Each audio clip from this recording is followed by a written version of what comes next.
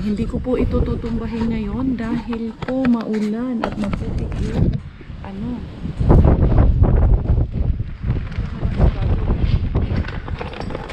Ang daming bread. Kukunin ko to kasi meron din po akong pagbibigyan. Sobrang dami po. Nagpapagbibigyan po ako nito.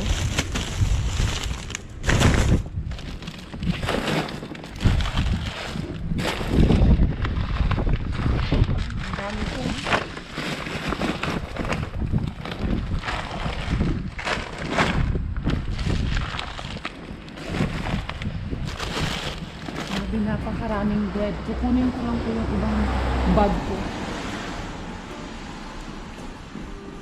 Ngayon.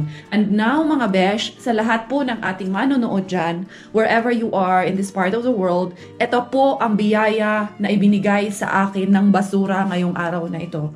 So ito mga besh, ito po yung amount of food and goods na na-save natin ngayon from the basurahan. Nakakapanglumo nga po kasi marami pa doon na pwede pa po talagang pakinambangan. Kaso hindi ko na po madala lahat. Mga besh, ang dami pong tinapay. Napakaayos pa po nitong tinapay. So, eto po. Gusto ko lang po ipakita sa inyo ng malinaw. Ayan po, silyado pa po yung karne. Ayan po yung pagbubuksan. Hindi ko pa po siya nalilinis. Lilinisin ko po ito ngayon. Eto po, mga meatballs. Ayan, falafel po siya. Silyadong-silyado pa po. Gusto ko lang pong makita nyo kung gaano pa po kaayos at kalinis. Yan, very well sealed.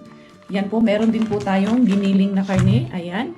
Expired po siya kahapon. Today is 25th of August. Ayan, 24 of August po ang expiration. So, 1 day pa lang po siya. Pwede pa po natin gamitin yan. Another meatballs po. Ayan po siya. At ito naman po, Jimlim. Ay, sorry, nalaglag pa. Kunin ko muna. Ito naman po ay meat. Ano to?